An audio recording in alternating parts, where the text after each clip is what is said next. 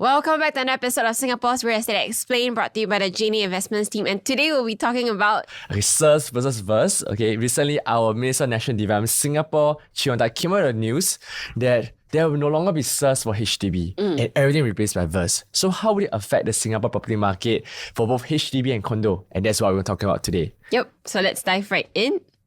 So before we start, I thank all our clients support thus far. Our subscribers are going to 71k. Thank you for all your support. And our goal review has hit 199. Just one more short of 200.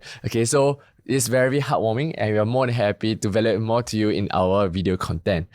Also, we serve more than 700 investment clients, in fact, close to 800. We have the numbers, and our clients are getting about 19.56% returns for real estate investment after netting out all the costs. And it's something that we hope to continue to champion in the real estate investment landscape. Yeah, so if you're someone in the market and looking out for your next investment property, or you just want to speak to someone to understand what you can do with your portfolio, you can also scan the QR code and we'll have someone reach out to you. Alright, without much further ado, let's begin to this topic. So besides VERS and SIRS being announced, another thing that they actually did release was the increase in number of BTO units that they're going to be ramping up, which is 55,000 from 2025 to 2027. That's a 10% increase from the initial 50,000. Yes, and this amount will add on to the MOP flats that will be coming to the market, which you can see in 2005, there will be 8,000 reaching MOP, and this amount will increase 13,500, 15,000 and 9,500 2028. Yep. So take note, because all these are built BTO flats, they will likely, I would say, take 3 years to build and 5 years to reach MOP. So it's an 8-year cycle. So you add into a new supply of MOP flats that will be flooding the market about 8 years later. Yeah, so I think in normal times, the BT, especially during COVID when it was being delayed, right? Usually it takes about maybe 4, 5, something. I think it even hit like 6 years. Yeah. But now they're having this pipeline of shorter waiting period, not because they're going to be building faster, but more so that they're going to start building earlier and then they will start selling it later, such that people don't have to wait so long for the HDBs. Yeah, so stay tuned to the end to find out how this will affect the HDB market in the mid to long term run. Yep. All right. And of course, people have been talking about, why is the BTO supply even increasing? Because they want to stabilize their resale prices. And the whole market is talking about, whether property in Singapore is getting too expensive for Singaporeans. And that's also why we came up with a video, which you can also check out, on whether properties are still affordable according to how the income has been growing. Yep. And with this in mind, let's jump straight into this topic about VERS and SIRS. This is something that came a hoo-ha in the market. We were talking about it and how it affect the HDB market. So before that, let's run through what are the difference between VERS and SIRS. So for VERS, it's called Voluntary Early Redevelopment Scheme.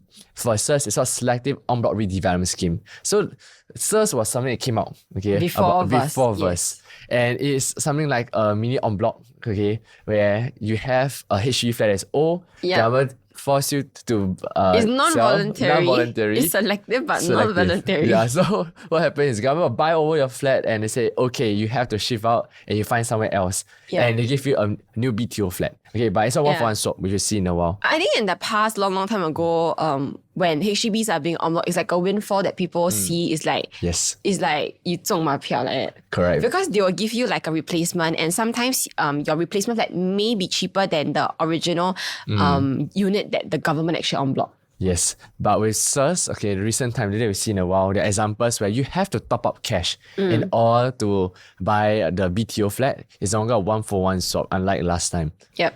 Meant for VERS, Voluntary Early Redevelopment Scheme, it came out a few years ago. It was in the talks. Nothing much was firm until recently. It came out with a more solid plan and they mentioned it will completely replace SIRS. Yeah. So the difference between SIRS and VERS is for VERS, Voluntary Early Redevelopment Scheme, it's slightly different from SIRS in the sense that you have the choice to choose whether you want to vote for this en bloc. Yeah.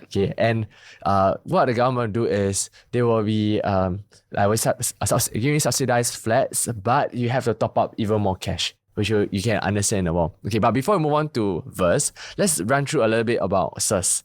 So for SIRS, right, a lot of people may think that it's a new win for you. Once you get SIRS, you get a new HDB flat for free, but it's not true because there's this thing called a SIRS compensation, where you have to actually top up cash nowadays because now HDB flats are getting older. As compared to new BTO flats are getting more expensive. So for example, if your current value of HDB flat is 400k and the new BTO flat is 500k, you have to top up 100K in terms of cash or in terms of taking a small loan in order to supplement for this. Yeah, so I think there is a discussion in the market on whether it's a blessing or a curse, right? Yes. I think before this whole thing came out, if it was one for one, everybody wants their HDB to actually go through en bloc because you get something newer.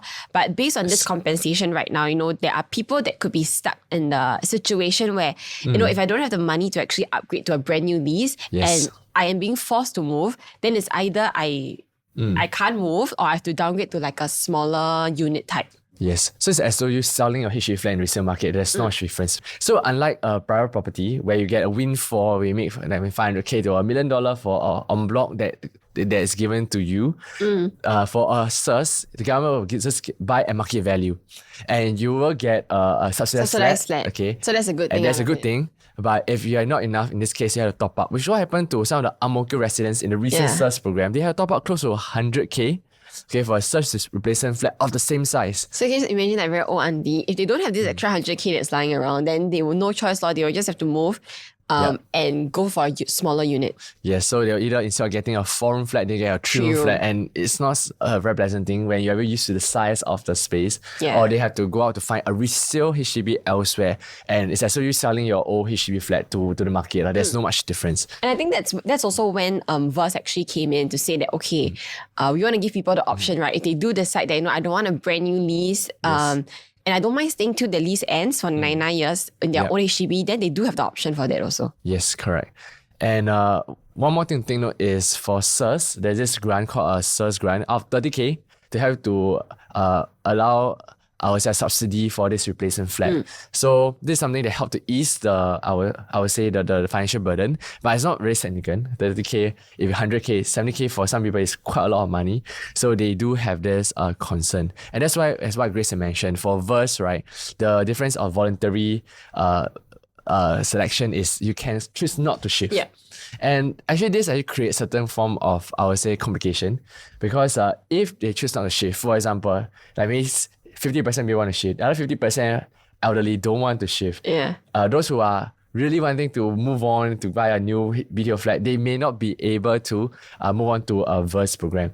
So there's something that, as in the talk says, honestly, not a lot of clear things that I mentioned. They're still in the progress of kind of figure out the parameters of the how this whole thing will work also. Yeah, and the first project will come in 2030, so it's still some time away. But one thing Lily mentioned, that for VERS, right, unlike SURS, there'll be less financial upside. Okay, and there may be potentially, I would say, a clawback of certain subsidies or clawbacks, and because you are really being able to get a new BTO flat, even though you may have bought BTO last time for almost a free chance. I think it's when they did SURS, it was because these HDB clusters were maybe in a more prime estate where they could redevelop. But I think for VERS, the flats will be older. And definitely because of that, you will not get as much financial upside as compared to the previous program. Correct. You may even top up even more in order to get a BTO flat. All right. So with this, right, you must take note is the first VERS program won't be so soon. It will be launched in the first half 2030s, but potentially in the next few National Day rally, more news will be released. The effect won't be so soon also. Yes. But with this, we can sort of see how we impact. Okay, we run through in a while, along with the BTO supply that's coming in, how we affect the HDB and private market even. So I think other policies that came up was the BTO income ceiling for couples as well as the age floor for singles, which was initially at 14,000 and 35 years old for singles to be able to apply for actually a BTO. So this, in fact, increased the pool of buyers who can actually buy into these BTO flats, which allow couples to own a flat even though their income ceiling exceed 14K. Yeah, so this is still in the talks, but of course, with this, right, it creates a new market to buy into these BTO flats. Yeah, and I think they were trying to guess the next slide that whether National Day rally will be talking about increasing income ceiling for HDB and ECs, but nope, not this time. So they, I mean, it has been a topic that people have been talking about, right? That, the EC income is based on MSR. So with the limited loan actually for EC, there's a lot of cash outlay that's needed. And it kind of goes against the fact that, EC is supposed to be like a middle ground for both HDB and condo. Yes, so it's not as affordable as what people think because people have to... Yeah, it's cheaper than condo, but condo, the yeah. output, Upfront for the down payment will be higher because if you know, MSR will limit the amount you can borrow for same income. Yes. As compared to a TDSR for condo. So maybe you can borrow 1 million if you buy a condo. Yeah. But for if you buy EC, you only can borrow 500k even though you have same income, same age. Yep. So that means your down payment upfront is higher, and actually EC may not be as affordable as people may think it could be. Yeah. So we'll see whether they actually changes this in the future. So the next thing we also want to look at is the take-up rate. You will notice that after the increase in BTO supply, take-up rates have been lower because they can go to different areas, and also because of the prime housing. That kind of limits people in the more prime areas in Singapore. Yes, instead of the usual 5 MOP, it's 10 years. And some cases we have 15 years. So it's crazy because it sort of deters people from buying into BTO flats. Yeah, so you can see Bukit Merah application rate is 2.2 times. Okay, but some areas like Toa Payoh, you can still see despite the prime area housing ruling, you'll still have about 6.4 times the number of applications. Yes. Okay. And with this, SURS versus BTO supply, how then will affect the HDB resale market? So next we also want to look at is the application rate. I think with the increase in number of BTO, the application rate would start to fall. I mean, the number of oversubscription, right? And because of the prime housing, you also see that the applications for more prime areas at Bukit Merah have fallen because instead of a 5-year MOP, these people now have to wait like 10 years. So if let's say 5 years of building plus 10 years, that's 15 years, it will really deter people from just anyhow balloting for like a prime area to be able to flip for profit. Yes, so gone were the days of $1 million HDB being the hype. Today, with this deterrence, I would say there will be less HDB BTO balloters, and potentially this group of people may swim into the private market to just buy something 3 to 4 years and just start something, even something small, 2-bedder as compared to buying into a BTO and waiting for 15 years, which is a little too long for them. All right. Okay, so with this in mind, how will all this news affect the HDB resale market? So first up, let's run through the supply first of our BTO units. We can see the total number of BTO units launched in recent years totals 102,000. Okay, so how big is that? Is that it takes up about close to 9% of the supply of HDB. So you can see the government is trying their best to shift the entire supply such that it becomes more affordable for Singaporeans to afford, along with deterring more balloters to go into the market to hype up the entire BTO prices. Yeah, I think it's to also continually have like a steady pipeline of flats to meet the housing demand, especially with the hike in the resale prices during the last couple of years during COVID. That was also because the supply was being affected. And I think this is also why government is putting in the measures like your 15 months wait up period, increasing your supply. Yes. After all, HDB in Singapore is supposed to be like affordable housing. So there is a cap on how much the prices can go up for. Correct. And one more thing to take note, because of VERS, as I mentioned, is voluntary. So likelihood of VERS going through, it will be actually less as compared to SURS. But SURS is government, you must en bloc. Yeah. But for VERS, you have to then go through like a normal en bloc cycle. It takes about close to 1.5 to 2 years to conclude. And then people may not want, there's a lot of this kind of inefficiency in the process that creates, I would say, less BTO supply, even if the government want to cover in one supply. And regarding the VERS, tied to this topic of BTO supply, one thing to take note is, unlike SURS, VERS, they cannot guarantee that it will go through. So likelihood more HDB flats will likely run down the list, because there are some individuals who just love the place they stay, the space that they have, even if it's old, they prefer that. And when the lease run down, more of these flats at the end of the day, people who do want to move will see more HDB flats expiring and creating a kind of, I would say, inherent fear that HDB no longer a asset. Yeah, and I think why prices in HDB will also kind of be affected besides the supply is also, I think a bit unlike condo where the new properties are more expensive than, so like new developments are always more expensive than the resale, right? Yes. In the HDB market, it's a bit on the reverse where your new BTOs are always cheaper because it's subsidized by the government. Correct. Yeah, so it's like they're newer and cheaper, and when a lot of these come out in the market, when they hit their MOP, the remaining resale or the older flats prices are then affected and all capped by the newer HDBs. So with this in mind, let's jump into the reverse or condo market. How it affect the current condo market by looking not just in terms of the BTO, but at the same time the population dynamics. Yep. Okay. So one thing to take note is with the BTO flats coming in, on the other hand, you see that because more people hit the MOP. Yes, hit MOP. And a lot of individuals start their condo journey by actually cashing out from the BTO with subsidized, selling the resale market, and using this cash to put as a down payment for the condo. So what we see is if, for example, 8,000 flat reach a minimum occupation period in 2025, okay, you will see that maybe potentially about 10% of 800 units will be potentially sold in the market. Okay, along with that, every single year there'll be new BTO upgraders that can afford to actually upgrade to a condo if their financials are strong. So that's something that we ran through our income ceiling. So I think you look at the numbers, there's a research that also shows that 27% of people in HDB do aspire to actually upgrade to a private home. So, when the number of MOP people actually increases, this also means that the demand for the resale, or rather the demand for private properties, may increase also. Yes, and this is very evidently seen in this particular shift in population dynamics, which upgrading condo is Singaporean dream. Yeah. They'll feel that, okay, if I can afford and someone empower me to know that I can actually finance a monthly mortgage and not too expensive, I will Why not? upgrade. Why not? Yeah. And you can see since 2015, the number of HDB dwelling, 80.4% dropped to 77.7%. Meanwhile, most of this where they go to is actually in the condo market, where 13.9% went up to 7.2%. And the recent time, because there are a lot of launches that came out and people were buying, upgrading. Interestingly, in 2024 data, if you were ready to divide, the number of HDB dweller dropped to 71.6%. A 6% drop, and people upgraded in condo is 23%. So if people can upgrade the condo, they will do so. And this is something that we notice if this trend were to continue, okay, this new demand that comes into the market with all this BTO supply, not just in the next 1 year, 2 years, even next 8 years, it will help to ramp up and encourage more people to upgrade. Yeah. And this drives one of the key driver for condo prices and the mid to long term run. Okay.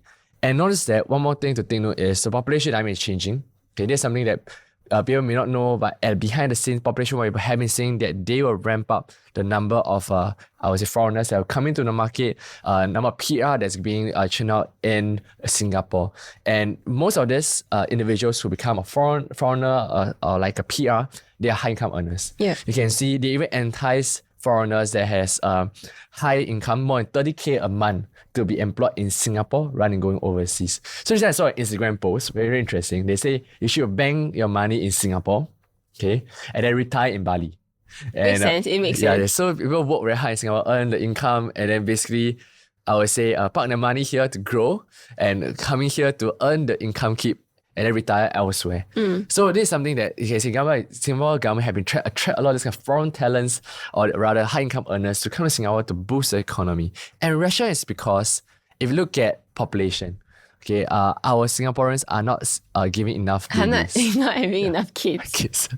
So this it's very hard for the population to survive long term, right? Yeah. Especially when there is not enough working population to support the entire economy. So the government have no choice but to get a working population from foreigners to come in to support the entire Singapore economy. With the hope of them then converting to PR. Yes, and eventually Singaporean citizens. So this is something that they hope to do so. And it's very obvious, ever since the 2009 where they dipped the number of PR application, over the years, they've been slowly increasing from 27,000 up to 34,000 new PR granted per annum. And very interesting, recently we're serving quite a few individuals who just got a PR and they just want to buy a property. Because I think when before they become PR, right, your ABS is 60%. Yes. So even though when they become PR, it's 5%, a lot of them may not choose to wait for the Singapore citizenship because they realize that, the property prices may have gone up more than 5% if they will continue waiting for the next 2 to 3 years. And from a 60% to a 5%, it seems like they just got a 55% discount. So you realize in the market, once people kind of get the PR, the first thing that they would do is like, okay, let's start to look for a home or the next property. Correct. And unlike HDB, there's restriction. You need to be a PR for 3 years. Yeah. Both must be a PR for 3 years before they can buy a HDB resale. Okay, for condo, there's no such restriction. So this actually comes in a new group of buyers. On top of HDB upgraders, that fuels the condo prices in the long term run. Okay. And in case you're wondering whether this PR converted are, I would say, low income, blue collar worker, the truth is they are mainly in the white collar, which is known as a premium population. Where you see this population is huge in Singapore, because Singapore is evolving to be a tertiary, quaternary kind of industry, where 3.8 million population, 2.4 million are PMEs, which basically are professionals, managers, engineers, and technicians. Engineers, they are in the tech sector. Yeah, so most of them do have the income to afford a property. This yesterday, I met up with a guy who just recently got into a PR, working in Shopee. Income and scaling very high, close to a 20K route. And it's crazy because these are the income that can eventually support, and he reflects his first cycle of property in the private market. So these are people who are coming in and growing their wealth through real estate itself. Yep. So with this, okay, last but not least, this is the last thing to take note where the market trend is moving for private, is that there's actually an increase in ultra wealthy population, ultra net worth coming to Singapore, and expected to go by 300%. Okay, so this currently is standing at close to about 4,000. Okay, and it will increase to 6,000. Okay, by 2026. So what it means by that is it just means that there are more money flowing in Singapore. Yep. And this translates to a 106% increase in foreign direct investment into Singapore from 2016 to 2024, from $93 billion all the way up to $192 billion. That's a lot of money. And how it actually affect the property market is subsequently they actually trickle down into residential, where people have to buy a home to stay. And this is where the long-term growth of residential is actually far way greater as compared to that of the HDB market. So I think we talk about private markets. Whenever the HDB market kind of cools down, in a way, there is a subtle effect on the private market. But we also realize that within the private market, a lot of the demand not just comes from HDB side. Yes. So HDB normally they affect internally because most of them still move internally, whether they upgrade to like a bigger HDB unit or they downsize to a smaller HDB unit. And for private wise, HDB upgraders is just one part, and then there is so many other parts where you come from, let's say PR side or first time buyers or ultra rich that are actually coming in. Yes, you're right. So for the supply and demand for condo, besides the increase in like 55,000 of HDB units, the private side is going to have 25,000 private residential units that will be launched through GRS between now and as well as 2027. And this adds to more than like the 45,000 private home units that's already in the pipeline. And with all these new launches coming up, this also means that there's going to be like 70,000 private units that will be completed, meaning hitting their TOP between now as well as between now and 2030. So this 25,000 actually considers 6.8% of the condo supply as compared to, you can see 100 plus thousand is almost a 10 plus percent.